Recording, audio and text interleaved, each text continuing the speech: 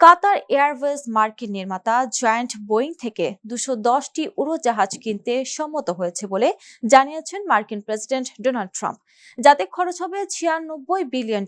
এই খবর নিশ্চিত করেছে বিবিসি। হোয়াইট হাউস জানিয়েছে, এই চুক্তির ফলে যুক্তরাষ্ট্রে বছরে ১,৫৪,০০০ কর্মসংস্থানের সুযোগ তৈরি হবে। এটি 787 ড্রিম লাইনারের সর্ববৃহৎ অর্ডার।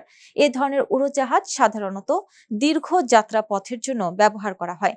তবে কাতার এয়ারওয়েজ ও বোয়িং এ বিষয়ে কোনো মন্তব্য করেনি। ট্রাম্পের চলমান মধ্যপ্রাচ্য সফরে এটি বোয়িং এর সঙ্গে দ্বিতীয় চুক্তি, যা কোম্পানিটির জন্য একটি বিজয় হিসেবে দেখা হচ্ছে।